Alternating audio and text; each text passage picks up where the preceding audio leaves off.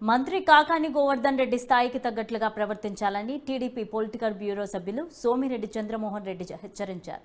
వ్యవసాయ రైతు ప్రశ్నిస్తే సక్రమంగా సమాధానం చెప్పలేని కాకాని చంద్రబాబు నాయుడిని చర్చకు పిలవడం హాస్యాస్పదమన్నారు. అనేక అక్రమాలకు కేర్ ఆఫ్ అడ్రస్ గా పేరొందిన కాకాని త్వరలోనే జైలుకు వెళ్తారని ఆయన ఆరోపించారు. ఇకనైనా మంత్రి పద్ధతి మార్చుకోవాలని ఆయన సూచించారు.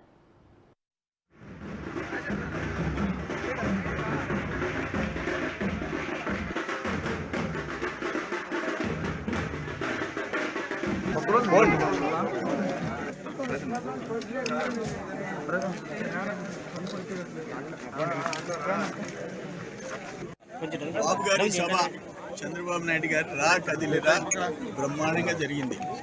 అయితే ట్రాఫిక్ జామ్ కావటం ఇవన్నీ 10 గంటలకు సభ చెప్పి మా నాయకుడు 1:15 ఆయన ఉపన్యాసం ప్రారంభించాడు. అయినా జనం బ్రహ్మాండంగా ఉన్నారు.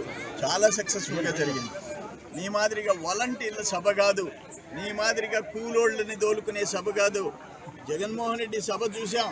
35 నియోజకవర్గాల నుంచి ఆయన భారీగా 4 అడుగులు గ్యాప్ ఇచ్చి కుర్చీలు వేసుకొని కూర్చోబెట్టుకొని వాలంటీర్ల సభ చేసావు నువ్వు. మాది స్వచ్ఛందంగా వచ్చేవాళ్ళు, 1 రూపాయి తీసుకోకుండా వచ్చేవాళ్ళు.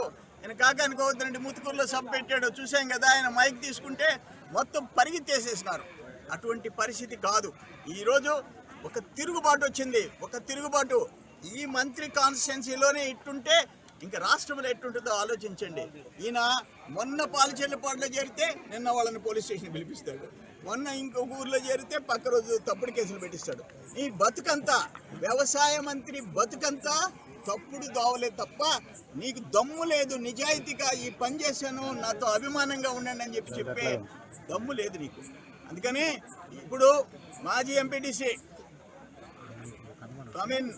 వెంకట సుబ్బయ్య, చాట్ల వెంకట సుబ్బయ్య, అక్కడ మళ్ళీ నర్సయ్య, ఇక్కడ అక్కడ ఎస్సీలు బీసీలు 50 కుటుంబాలు, ఎస్సీలు 50 కుటుంబాలు, బీసీలు రామదాస్ కంట్రీలో చేరుతున్నారు. పోయినసారి నాకు 180 మైనస్ వచ్చింది.